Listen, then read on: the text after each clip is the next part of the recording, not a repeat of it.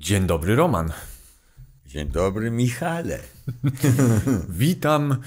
Oj, ile się już nie widzieliśmy przed kamerami, tak na żywo. Czas nie istnieje, ale odpłynęło coś. Kawałek, pewien fragment czasu odpłynął. To już chyba z 1,5 roku, No, prawda?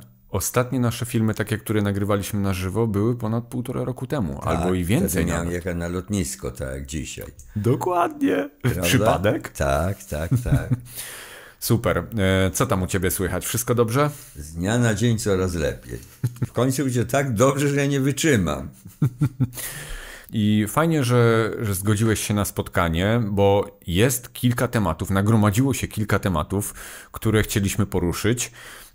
Pierwszy temat, który dzisiaj poruszymy, to będzie słowo klucz, a mianowicie eksperyment. I na początek chciałem ciebie zapytać, jak to było z tym eksperymentem, bo jest pewna teoria, albo nawet i poparta jakąś wiedzą na temat tego, że ludzie, że w ogóle nasza cywilizacja jest jakąś formą eksperymentu z innych cywilizacji, tak zwanych na przykład Anunnaki. Tutaj sobie zanotowałem Enki, Enlil, właśnie tego typu historie. I Marduk, syn Enlila. Dokładnie. Jakbyś to rozwinął? Więc trzeba to rozwinąć z wiedzą, na ile gdzieś dostaliśmy, dokąd dotarliśmy, że przed Sumerami już były cywilizacje jakieś, które nie wiadomo skąd się wzięły.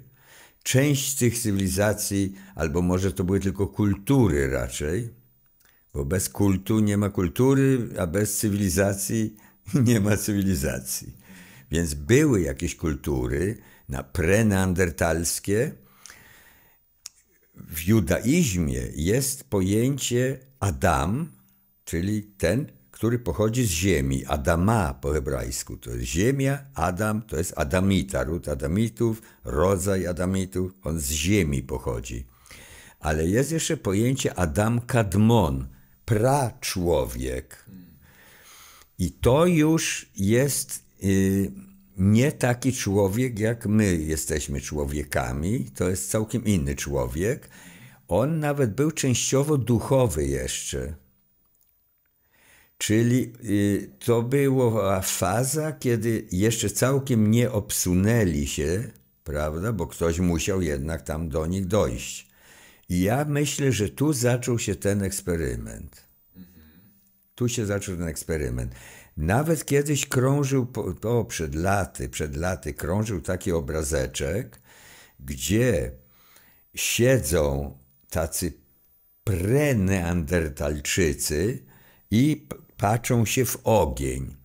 Koło nich są szaraki z dużymi oczami, coś im pokazują, bo tam nie było z kim rozmawiać w tamtym czasie, coś im pokazują, może ich czegoś uczą, ale siedzą razem przy ogniu. Może być, że ci im mówią, to jest energia, to jest we mnie, to jest w tobie, to jest w każdym, a tu mamut idzie z daleka, w nim też.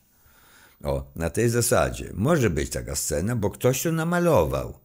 To nie jest fotografia. I jak ja patrzę na to, to takie mam myśli nagle, że prawda, przyjechali i ten. Może być, że wtedy pomyśleli o tym, czy da się takie pół duch, pół zwierzę, bo zwierzę też jest duchem rozwijającym się. To jest nieistotne, czy chodzi na czworakach, czy nie. Ja na Śląsku często widziałem ludzi w latach 50. na czworakach, jak wracał z roboty i dawał sobie, trafiał do domu. I nie był zwierzęciem. Tak, i nie był zwierzęciem już w naszym pojęciu. Więc ja myślę, że mogło być tak. Ja nie mówię, że tak było, to nie jest nauka ze Synaju, nic z tych rzeczy. Nie wierzymy w to. Mogło tak być, że te istoty, które przybyły kolonizować tą planetę. Po co? Żeby założyć na niej świat. Nie dla Adamitów, tych częściowych Adamitów, później dla Sumerów, później dla Mezopotamii, później dla Żydów, nie-Żydów, Słowian i tak dalej. Tylko oni dla siebie to robili. Jest planeta w tym stadium rozwoju. Oni mówią, jeżeli my z naszą technologią tam przybędziemy, a mamy technologię, która dla takich istot to była magia. Coś przyleciało z nieba, coś zlądowało albo brzęczało. Zobacz, na przykład jest starohebrajskie pojęcie, po polsku to brzmi z polskim akcentem, Belzebub. I od razu myślimy o diable. Tymczasem Baal Zwuwim to jest pan nad muchami. To znaczy ktoś, że jak się pojawiał, to coś brzęczało. Od XX wieku już mniej więcej wiemy, dużo ludzi na świecie widzieli coś z nieba przylądowało, wprawdzie latający talerz, latające spotki, co? I ludzie często mówili, że to brzęczało. Jak muchy, powiedział jeden jakiś tam rolnik z Oklahomy. Like flies. Jakby dużo much leciało i nagle on zobaczył, że to nie są muchy, to jest coś innego. No i później na przykład była scena, gdzie on zobaczył, że się otwierają drzwi i ktoś stamtąd wychodzi i się połapał, to nie są nasi chłopcy. To zaczął uciekać. A ten, że wyszedł, biegł za nim.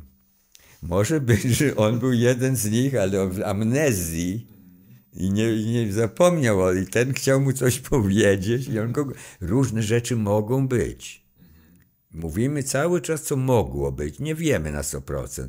Ale wiemy, że były takie ludy przed Sumerami. Wiemy, że za Sumerów już bogowie, tak zwani, tak oni. Teraz ja się dowiedziałem od Richard von Denikena kiedyś, że wcale oni ich nie nazywali bogami, tylko ich nazywali ci, którzy krążą w chmurach. Po polsku. On mi to mówił po niemiecku.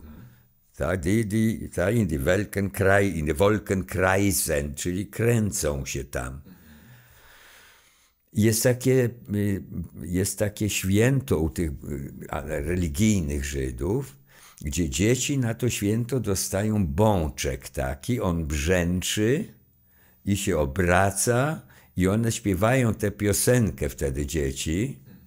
Dzisiaj te dzieci właśnie, wiesz, wydaje się wyjeżdżają już z Izraela, bo widzą, co się dzieje. Śpiewają piosenkę, tak, to wręcz, a one śpiewały tak. Przybyliśmy z gwiazd, żeby szerzyć pokój. Z naszych dłoni płynie światło i zdrowie. Gdziekolwiek idziemy, ciemność się przed nami cofa. Bardzo ładna piosenka. Tymczasem się zrobiło z tego religia, tymczasem to właśnie jak było to święto, to przyszedł ten pan z gaśnicą tam i zgasił im to. Nie wchodzimy w ten temat, ale to było to święto. To nie było żadne święto, powiedzmy, dla pana Netanyahu. No, nie. Notabene też niby Pola nie jest z Polski. Po owocach poznacie ich, to nie to. No i teraz, jak patrzysz na to wszystko, ktoś ich wysłał, według źródeł sumeryjskich mówią, że jest w niebie jakie miejsce, które się nazywa Anu. Co znaczy po hebrajsku to my. Anu. I teraz stamtąd jest istota, która się nazywa Anu, wysyła misję kolonizatorów na ziemię, żeby tu zrobili coś, gdzie on później przyjdzie na inspekcję. Na gotowe już. Tak. Wysyła 2 braci. Raczej to byli nawet nie braci z tej samej kobiety, ale wśród bogów to się nie liczy. I jeden się nazywa Enlil, a drugi Enki. Enki bardzo ładnie zachowuje się do tych istot, dlatego, bo tu oni uszlachetnili te istoty swoimi nasionkami i swoimi jajeczkami. Enki zawsze jest na takich, no nie na freskach, na tych malowidłach, jest pokazany jakby w laboratorium. Jest tam też Ninhersag albo Ninti, to jest bogini, która była czczona, bogini seksu, rozpładniania się, tworzenia ludzi, czyli genetycy. Oni razem współpracowali. Natomiast Enlil był tutaj jako gubernator już. Jemu się nie podobało, że on i ta Inti traktują te uszlachetnione ich jajeczkami i ich spermami, że oni traktują ich jako, no to bo tam jest taka rozmowa gdzieś, gdzie on mówi do brata, ale myśmy ich przecież stworzyli, dlaczego mamy ich gnębić? Bo ten mówi to, co aż do Biblii dotarło. W pocie czoła zasłużą sobie na swój chleb. No więc to definitywnie nie jest nasz Stwórca. Stwórca nam daje, wieczny dawca. Życie nam tylko daje. Ludzie kradną życie, jeden od drugiego, albo energię, ale dawca wiecznie daje i tym dobrym, i tym złym. W tamtym czasie nie było dobrze i źle. Kolonizujemy, robimy. Ta wzięła swoje jajeczka lub od koleżanki, ten wziął od siebie lub od kolegi. Tu złapali komuś, wszczyknęli, tu zrobili, tu pobrano nasienie bez pytania, tu jajeczka zrobili. Shake well before use. Jest. I tak powstały hybrydy. Ci, z których pobrano, czuli się, a od innych nie pobrano. To znaczy, my jesteśmy wybrani. Ich dzieci to już byli mutanci, bo on miał tak jak Herakles na przykład, pół niebiańska rasa, pół ziemska rasa. To byli półbogowie, ale on o sobie nigdy tego nie mówił. I wielu takich półbogów było, prawda? Dużo, bardzo dużo półbogów. W hinduizmie, w buddyzmie są półbogowie tak samo. To są te istoty, że niosą w sobie zawsze niebiańską krew, nie niebieską. Chociaż Hare Krishna był definitywnie niebieski, ale dzisiaj są teorie, że on pochodził z bardzo wysoko. Na przykład jak mieszkał na Mount Everest, jeszcze wyżej troszeczkę, to już mógł być niebieski. Prawda? Bo tlen i te historie. Wtedy ludzie o tym nie wiedzieli. Także ojciec nasz w niebiesiech to nie jest, że on jest niebieski. Bo tam już były takie teorie, że Krishna to był... Nie. Krishna był tak samo hybrydą. Czyli mamy Enkiego i Enlila. Tak. Enlil chce jako gubernator absolutną władzę. Brat się na to nie zgadza, bo tam skąd przybyli nie ma absolutnej władzy, bo nawet ich ojciec jest prawie absolutną władzę, ma ten Anu. No więc powstaje waśń. W międzyczasie powstaje nowy szczep istot żeńskiego rodzaju. Te istoty to są adamitki.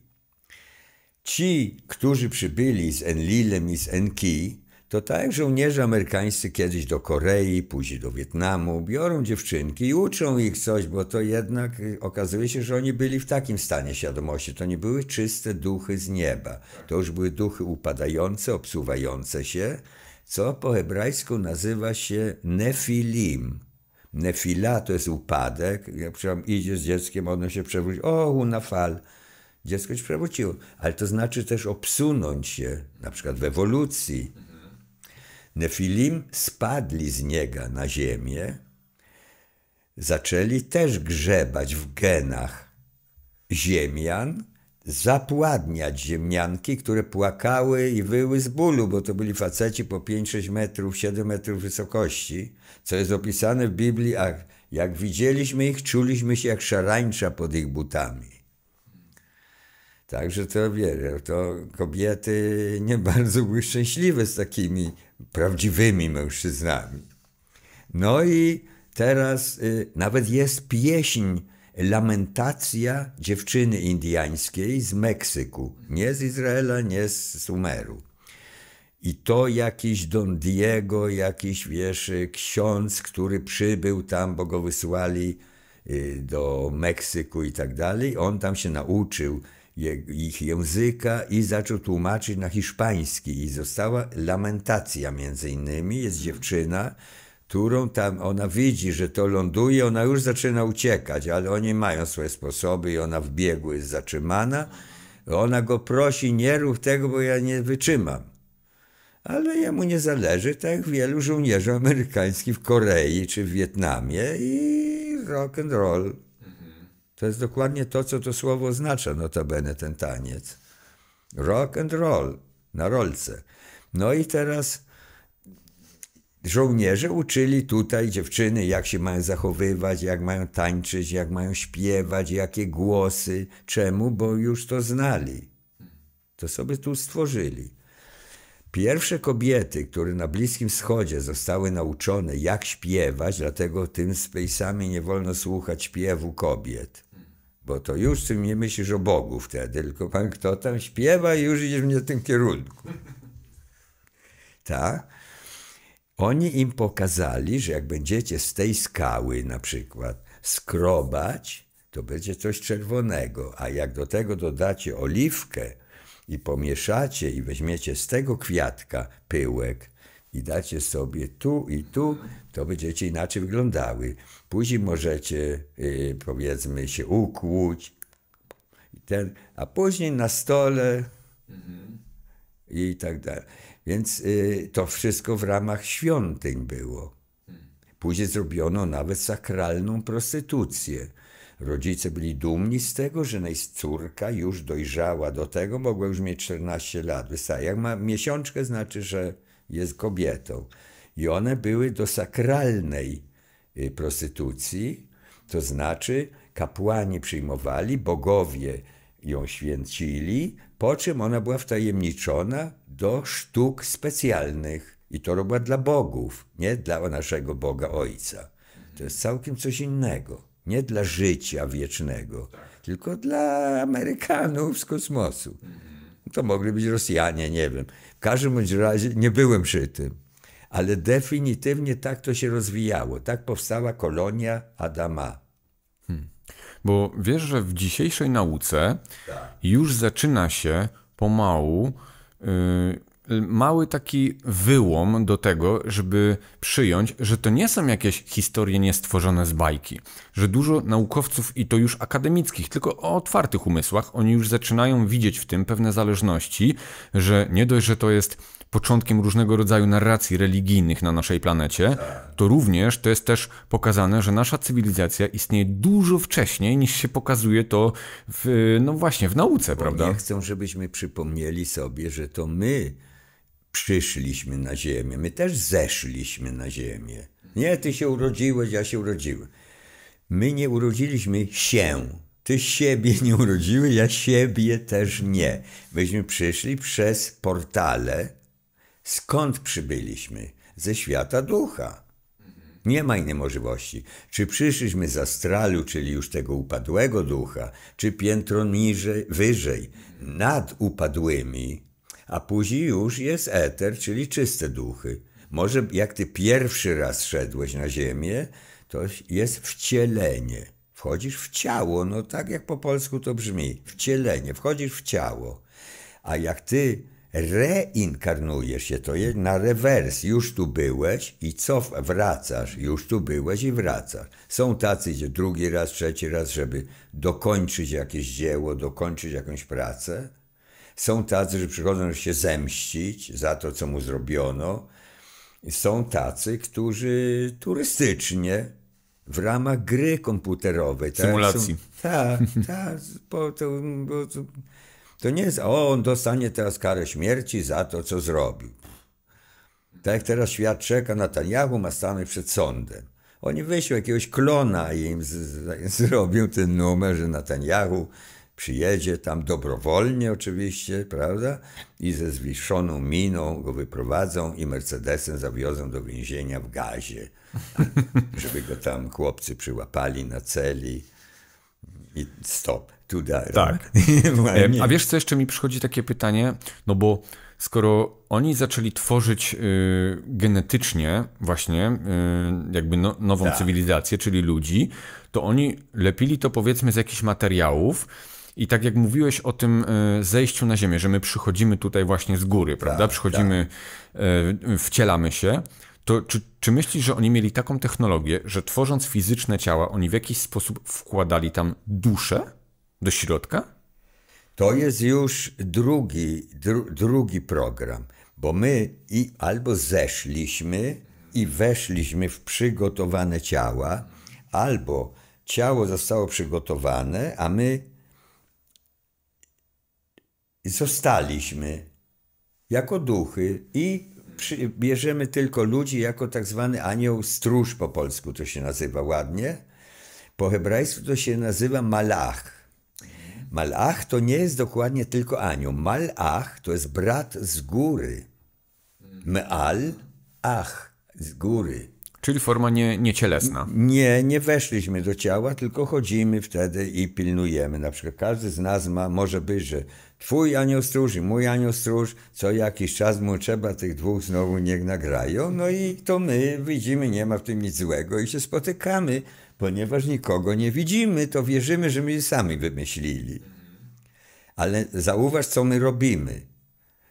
Po owocach nie robimy nic złego. Na przykład nie założyliśmy mafii, czy no innych. No, albo religii, jak niektórzy tutaj moglibyśmy sugerują. Jakąś sektę. Notabene, te wojny, które się odbywają w tej chwili na ziemi, to bardzo dużo sekt bierze w tym udział.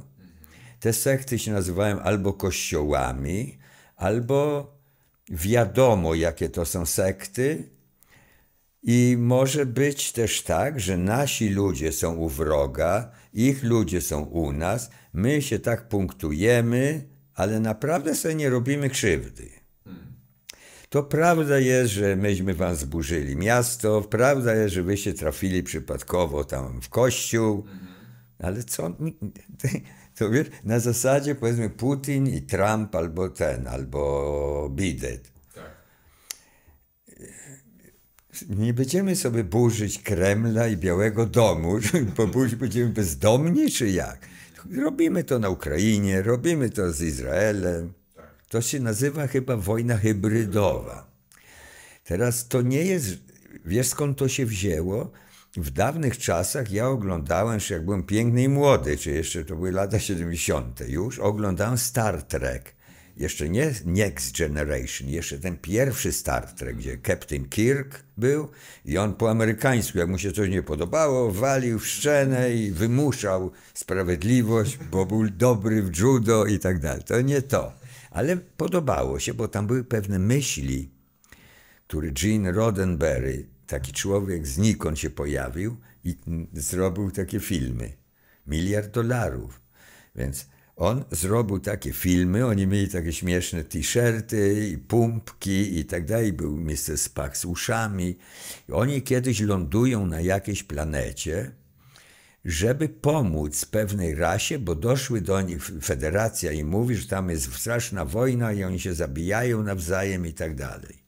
Więc tak jak teraz jest na ziemi, oni przychodzą, ale Kirk nie jest taki. Dobrze, to jest ich wojna, co nas to obchodzi. Jeżeli będą nas prosić obie strony jako mediatorów, tak jak Jean-Luc, on wtedy pomagał. Obie strony mówimy, już mamy dość tej wojny, ale nie wiemy, jak zakończyć.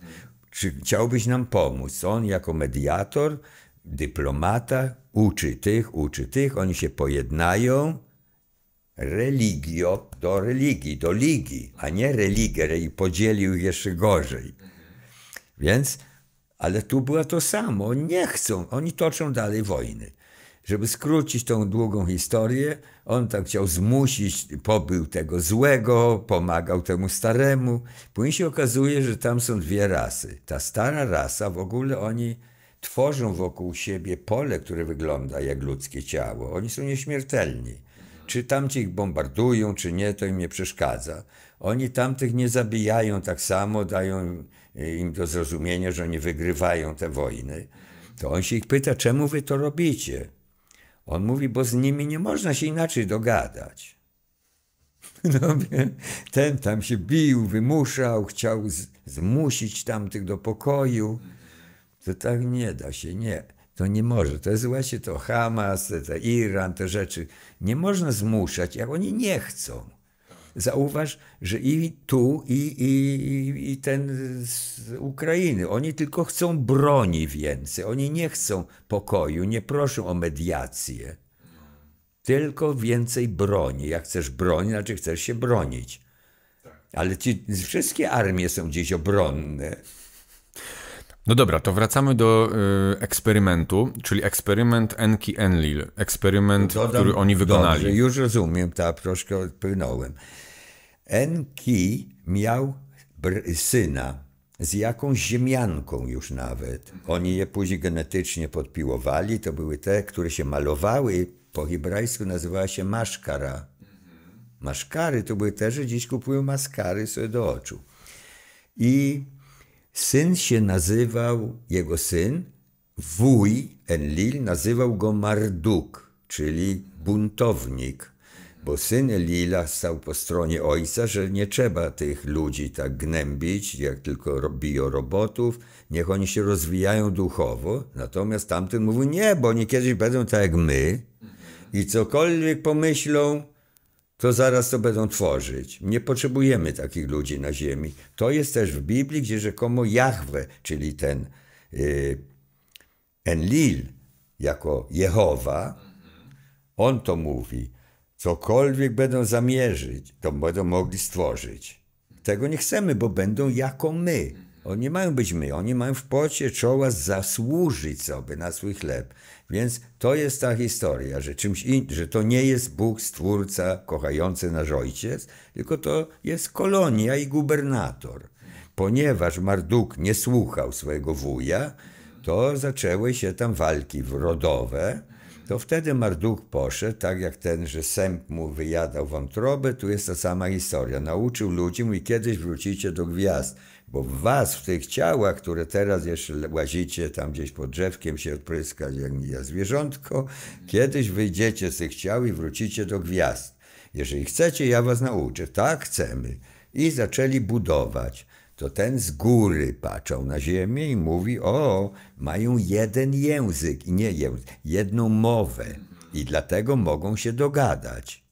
Zejdźmy zatem na ziemię i pomieszajmy im języki, aby jeden drugiego nie rozumiał. No masz, to się dzieje w tej chwili na świecie. Znowu. Dlaczego? Bo oni nie odlecieli i oni zawsze tu są nadal. Oni mówili, my odlatujemy, kiedyś wrócimy. Masz na to jakiś bez wizy przylecieli, to nie potrzebują wizy odlecieć. Oni tu byli i nadal zawsze skłócali. Religere, co nie ma nic z religią wspólnego, tylko podziel, skłócaj, podziel i panuj. To jest ta technologia. Marduk zaczął ich uczyć, jak lecieć z powrotem w gwiazdy i zaczęli budować wieże aż do gwiazd, jest napisane. No to wtedy Enlil powiedział, będą konsekwencje. To Marduk powiedział, nie szkodzi. Okazało się, że szkodzi, bo ten był gotowy zabić brata, syna, wszystkich. Moja, bądź wola moja i tylko moja. I Marduk, jak się zbuntował, to w końcu oni zeszli. Schodzi grupa, nie jeden Jahwe, nie jeden Enlil. Wszystko jest w liczbie mnogiej tam opowiadane. Nawet Elohim to jest grupa, im, rodzaj męski. Tam nie ma nawet żeńskiej istoty. Elohim to jest tylko rodzaj męski. Schodzą na ziemię i pomieszali im tak języki, że się zaczynają ludzie kłócić. Najpierw się zaczynają zawsze dyskusje, później swary, później już spory, później potyczki i później to, co teraz obserwujemy. To ten, co nie wytrzymał, zaczyna bombardować i to jest jej koniec, bo widzi, że nic nie poradzi. No to samo było wtedy, zepsuto im i po słowo, po hebrajsku, pomieszajmy im, to znaczy lebalbel. I stąd wieża Babel, gdzie się ludziom pomieszała mowa i wtedy ludzie że się bali szpiegostwa, jeden mówił do drugiego inaczej, innym tym, powstały kody, nawet telepatycznie wysyłano specjalne inne sygnały, żeby tam, gdzie się nie połapali. I powoli, jak już to się połapali, to powstały dźwięki. To nie jest, że była ewolucja i my dziś mówimy, tylko to jest obsunięcie się. A wiesz, co teraz mi przychodzi takie pytanie? Z wieżą Babel, prawda? Czyli zobacz, że ci ludzie, którzy byli już stworzeni, którzy zaczęli budować tą wieżę Babel, to nie mogła być taka wieża jak dzisiaj wieżowiec. To musiała być jakaś technologia, skoro Gostek z góry się wystraszył tego, co się dzieje, że to idzie do góry. Mówi przecież, że to nie może tak być, bo staną się jako my. Czyli cokolwiek zamierzą, będą też lecieć i kolonizować. Zauważ, że dziś się o tym mówi w Ameryce. We will colonize Mars.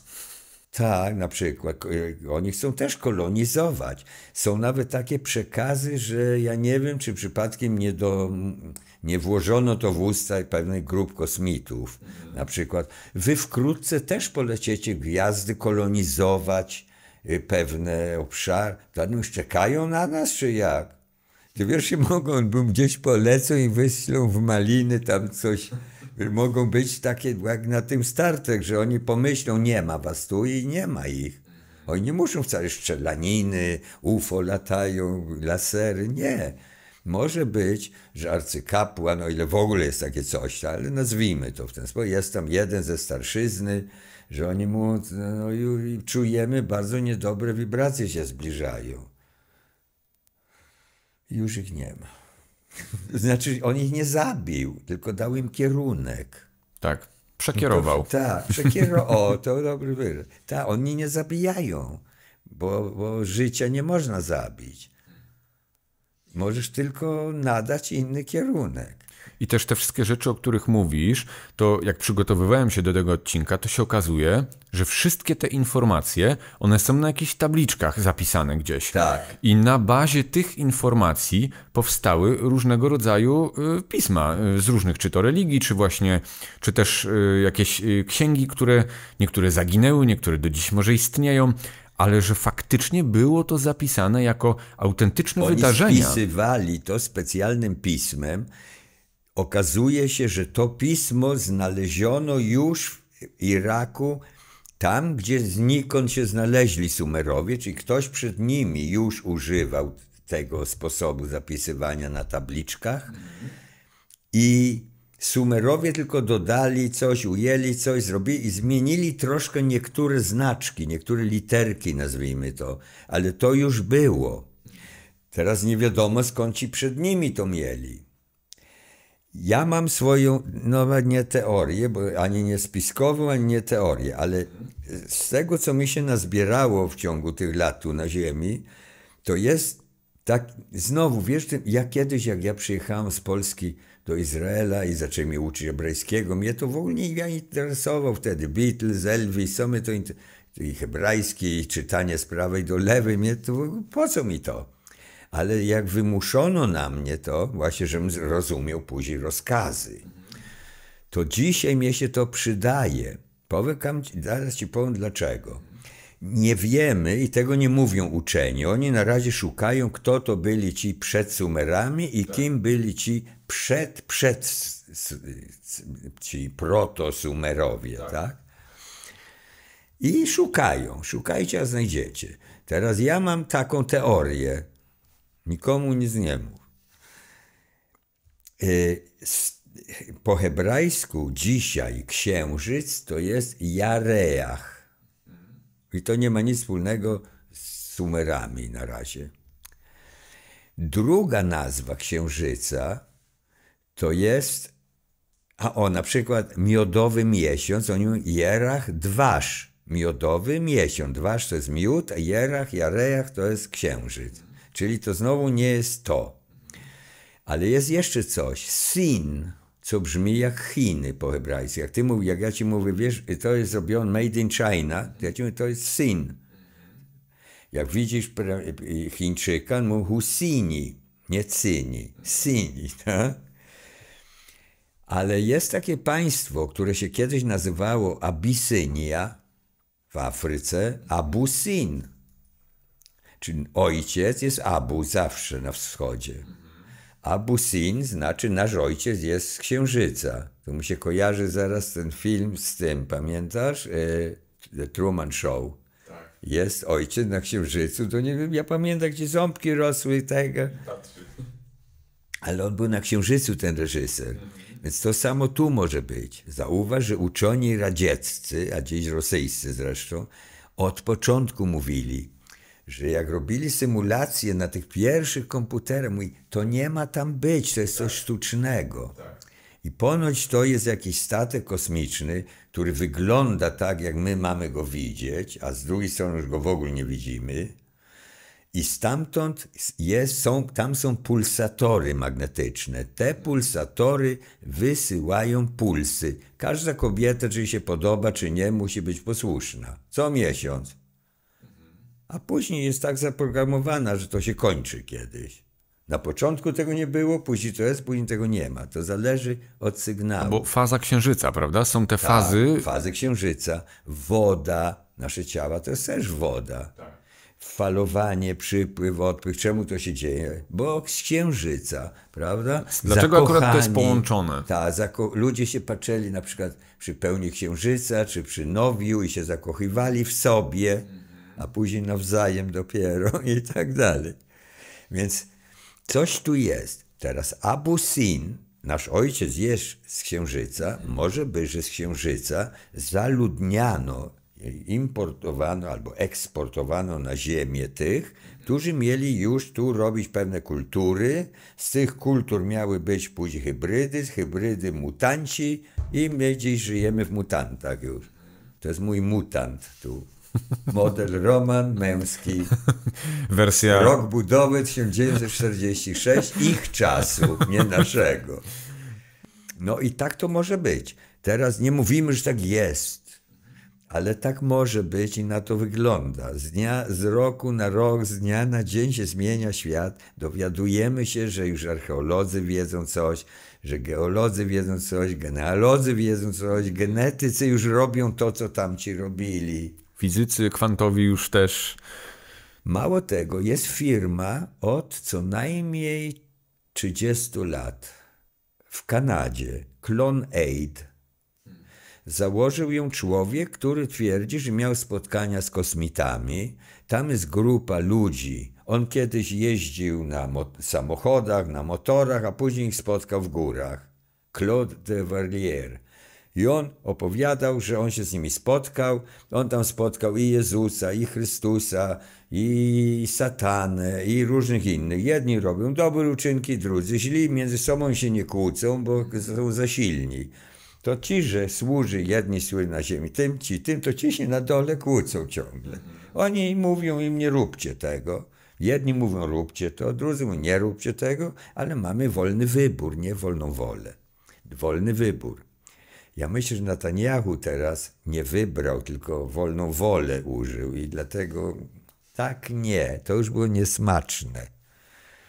Czemu oni się nie wtrącą? Albo bo śmierć nie istnieje. Prosta odpowiedź jest. Nikt nikogo nie zabił. Tak jak na tamtym filmie. Oni się umawiali, teraz wam burzymy miasto, to myśmy wam zburzyli tamę, utopiliśmy, to nic się nie stało tam. To samo teraz może się dziać, wiesz, że my reagujemy na to, bo tam było dzieci i tak dalej. No i wracając do tego tematu, Abu Sin, ojciec księżyca, mógł na przykład upatrzyć sobie pewne miejsce na ziemi. My to nazywamy dziś Afryka. On sobie upewnił, tu ja chcę, żeby było takie, co będzie tylko dla mnie służyć. I założył sobie, tak jak bogowie robili sobie raj albo Gan Eden i tak dalej. On sobie tu zrobił, Abisynia. Powstało cesarstwo abisyńskie, i cesarz Abysynii twierdził, że on zszedł na ziemię i on jest tym prawdziwym Izraelitą. Do końca. Haile Selassie nigdy nie mówił, że nie. On mówił, to on jest ten pierwszy. Ci, że śpiewają Rasta, cała religia Rasta, twierdzi, że tak, to on jest na pewno i my jesteśmy prawdziwi. Nie ci bladzi, tak jak Roman, tylko tamci. Nie. I nie ci z Turcji, i nie my jesteśmy ci prawdziwi, czarnoskórzy. Jest gdzieś nawet napisane, zauważ, że Mojżesz, który nie był czarnoskóry, miał siostrę czarnoskórą. Się też nazywała Miriam, była czarnoskóra. No tak, bo ona się z nim, tam faraon, to i tamto, ale według tego, jak myśmy się uczyli, faraon musiał być białoskóry, a czarnoskórzy u niego byli niewolnikami. Okazuje się, już archeolodzy mu już przemalowali twarze. To byli czarnoskórzy, ale nikt nie chce powiedzieć, że biali byli niewolnikami. Mało tego, w Egipcie nikt nie powie, że ich faraonowie to byli Izraelici, no, bo to w ogóle nie. To na razie niech, to co Einstein mówił, niech już oni mu robią, niech uczą co chcą, ale ja nie będę tam wykładać. Koniec. No ale też Afryka, tak jak mówisz, że mogło to być na geolokalizacji w Afryce gdzieś na przykład założone. Dziś to Afryka, się nazywa Etiopia. I to nie wyglądało jak dzisiejsza Etiopia. Absolutnie To nie. był zalesiony w ogóle teren, to były zupełnie inne tereny. Tak. Kusz, kraina Kusz, po hebrajsku Kuszy, jakbyśmy szli na ulicy w Tel Awiwie, masz kolegę, on ci o, Kuszy idzie tam. To on mówi, idzie Murzyn. Teraz dzisiaj wiadomo, od razu wiadomo skąd on jest, że to jest właśnie człowiek, który uciekł z komunistycznej Erytrei do sionistycznego Izraela, żeby sobie zarabiać tu na życie. Żeby tu zarabiać na życie, to on mówi, ja wcale nie chcę być komunistą, ja chcę być z powrotem dzieckiem cesarza Haile Selassie, który umarł już dawno z wielkimi honorami. No i ich tam jest pełno, bardzo dużo. I bardzo dużo żołnierzy czarnoskórych jest właśnie z tych rodzin, Falasza. Niektórzy nawet mają żony Rosjanki, bo oni tam razem służą w armii. No jest, wiesz, ein to w zupę, tam wszystko jest na winie.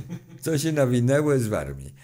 I teraz ci ludzie, jak jedziesz autobusem rano do pracy, patrzysz, to tu Matka Boska Częstochowska, tu Matka Boska, wszystkie brązowe dziewczynki, bo one nie są negroidalne, tylko mają ciemny brąz, twarz, europejskie rysy i to są Matki Boskie. I Częstochowskie oczywiście. Wszystko Polaniot. No i tak to wygląda. A Abu Sin nadal jest. Ostatnio, jeszcze ci to wtrącę, że ostatnio Izraelczycy z Hindusami jakąś bazę już zakładali potajemnie tam i nikt ich nie wyrzucał. A jak Amerykanie przyjechali, ostrzelani byli. Widocznie ktoś ich zaprosił, jak na nich nie strzelano, a Amerykanie się wdarli tam. Nam nie mówi się wszystkiego. NASA przecież to jest Pentagon tak naprawdę, a nie instytucja wojskowa. To jest Pentagon, to jest bardzo poważna loża, nie? Albo sekta nawet. No a jakbyśmy teraz mogli odnieść to, bo chciałbym właśnie przejść przez takie 3 okresy. Powiedzmy, że przeszliśmy teraz przez ten najstarszy okres, teraz ten eksperyment, tylko też będziemy go traktowali symbolicznie, bo cały czas traktujemy ten eksperyment jako pewną symbolikę. Ten sam eksperyment pojawiał się w różnych okresach naszej planety, a najbardziej był widoczny między innymi podczas II wojny światowej. Te eksperymenty tam się w jakiś sposób wydarzały, zarówno symbolicznie, jak i materialnie. Smutne wieści są takie, że to jest jedna i ta sama wojna przez tysiące lat aż do dziś. Przez to, że oni ciągle skłócają ludzi i panują dlatego na skłócaniu. Teraz to, co my nazywamy I wojną światową, to dajmy na to jakaś tam faza. Teraz II wojna światowa, jakaś tam faza. Teraz miała być trzecia faza, ale to jest to, co mówili zawsze prorocy. Już dalej nie, to już jest koniec. Już oni nie mają już, wiesz, nic, czym mogliby nas przekonać, że chcieli coś dobrego dla nas. Już wszystko wyszło na jaw. Wiemy już, jeżeli ktoś nie wie i dobrowolnie się idzie tam w kolejce, stawia się po szczypiorek, to wiesz, nie, no dobrze, no, to jest jego ciało, każdy ma prawo sobie dawać w żyję, czy ja wiem, do mięśniowo, jak mu się podoba. Ale są dużo jeszcze takich. Ja nawet widziałem niedawno w Amsterdamie, szła para małżeńska, starsi ludzie. Wiesz, to z tych par takich, że idą tak rączka w rączkę, to myślę, oni całe życie razem przeżyli i to. Ale oni muszą gdzieś być świadomością blisko siebie też. Szedł starszy, mnie się to zawsze podoba, jak ja to widzę. Idzie starszy pan, prowadzi przez życie starszą panią, brat ze siostrą, mąż z żoną, tego. w maseczkach. Już dawno nie ma tego, zostaw to. To nie byli Polacy, to nie było... Ja rozumiem, jeszcze widziałem w Poznaniu, tu i ówdzie, w Krakowie, ale coraz rzadziej się to widzi. Widocznie lubią. Albo się oswoili się z tym. A mnie tam nie zależy, panie Romanie, mi powiedziała dziewczyna nawet. Ale to już przeskakujemy do eksperymentu współczesnego, a jeszcze zostańmy w czasie II wojny światowej. No to zobacz, podczas II wojny światowej niemieccy lekarze, IG Farben Auschwitz, dr Mengele i tam była cała masa innych lekarzy. Ja nawet pisałem o tym artykuły z nazwiskami ze wszystkim, którzy robili na ludziach żywcem, bez znieczulenia nawet. Wiesz, nie tam, dobra, znieczulimy, zobaczymy. Jeżeli robili eksperymenty na ludziach, ludzie na ludziach, a może to nie byli ludzie. Na przykład wyszło też na jaw, że wśród SS to nie były jednostki wojskowe, tylko to była sekta, to był zakon. Thule? Bodajże? Thule już jest piętro wyżej. To już Thule. Do dziś są w Berlinie, możesz chodzić nawet na wykłady Thule. Oni się pytają, kto... Ja kiedyś we Frankfurcie chodziłem na takie neonacy, 2 razy byłem i oni się mnie spytali, czemu ja mówię, so komisch Deutsch. To ja mówię, u nas in Oberschlesien, tak się mówi. A, Oberschlesien. Ja mówię, ja Katowic. Aha, Katowic już. I 2 razy mnie wpuścili bez pytania o legitymację partyjną. Nie wiedzieli, kogo wpuszczają. Nie, ja się tam dowiedziałem, że Hitler robił UFO, inaczej bym do dziś nie wiedział. A tam już mówiono, ja się poszedłem dowiedzieć, o czym mówią. Kto to wiedział kiedyś, takie rzeczy? Ale jeszcze teraz ludzie nie pomyślcie, że Roman na jakieś zgrupowania dziwne uczęszcza. Ciągoty jakieś. Ale... No właśnie, czy to byli ludzie? Czy ludzie na ludziach robili ten eksperyment? Ludzie tak na ludziach robili dlatego, ponieważ ich zaprogramowano. To wprawdzie też to chodzi na 2 nogach, ale to nie jest człowiekiem tak jak my. Das sind keine Menschen. To nie są ludzie. I jak na przykład, wiesz, siedziały na loży, na ławie oskarżonych, takie nieważne istoty. Tych ważnych zabrano do Ameryki i do Moskwy. Natomiast jak to mniej ważna jest żona komendanta, która się znęcała na dzieciach. One mówiły w sądzie, jak się dlaczego wyście to robiły z tymi dziećmi? To ona mówi, to nie były nasze dzieci. Znaczy, ona dawała sędziemu do zrozumienia, że to były nasze dzieci, prawda? Wasze, nasze, ale to byli Juden, Zigeuner, na tej zasadzie. To później byli też tacy, że mówili, że wszystkie czarne głowy, tak o sobie mówili Sumerowie, wszystkie czarne głowy w Europie to są Żydzi. I im powiedziano, że die Juden von Europa, czyli Francuzi, Węgrzy, Grecy, to Hiszpanie, wszystko to są Żydzi. Nawet Chińczycy. Dlaczego? Bo tam tak wiatr wieje, że oni takie miny robią i dlatego są skośno. I są ludzie, że łyknęli to też. Tak jak World Trade Center, tak samo łyknęli, że to samo spadło. Więc ludzie wierzą i dlatego są wojny. To jest ciągle ta sama wojna. Oni widzą, tu się nie udało, tu się nie udało. I ja nie wymyślam. Kto chce, może dziś wpisać sobie generał Albert Pike, który pisał, był satanistą, oficjalnie całkiem, amerykański generał, jeszcze za czasów wojen secesyjnych.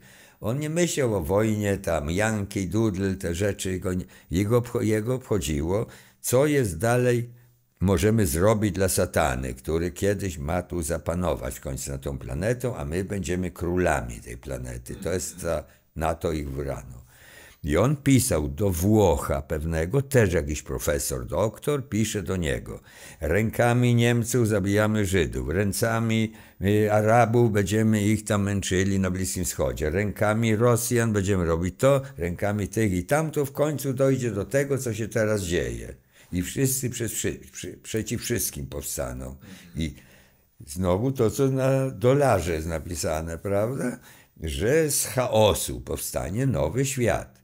Jaki nasz świat? Jednak to, co zaczęli eksperyment, nie ugną się do końca. Jeżeli nie, oni twierdzą, to rozwalimy razem ze sobą tą planetę. I to jest to, co ci mówiłem właśnie, to jest ta taktyka Samsona. Jeżeli na przykład w tej chwili, ja nie mówię, że tak będzie, bo może nawet właśnie Izraelczycy nie dopuszczą, tam jest też parę generałów, że już widzi, że to nie po to my jesteśmy generałami. Więc jeżeli by było coś takiego, wiesz, że zobaczą, że świat może na przykład, wyobraź sobie, że ja wiem, Putin się dogaduje z Trumpem, który już wiadomo, że będzie wybrany, to też może być jakiś klon, pokażą takiego rudego. I on będzie mówił to, co ludzie chcą usłyszeć, że on powinien powiedzieć, a tamten się okaże, że umarł już, albo poszedł na emeryturę, na wodę mineralną do Krynicy i tak dalej. I znowu oni nie przestaną z tym, jak długo będą mogli. Oni mogą tak długo, jak są potakiwacze. No przecie powiedzieliby, przecież słyszałeś w telewizji i robią to, no maseczki, szczypawki, no proszę bardzo. No.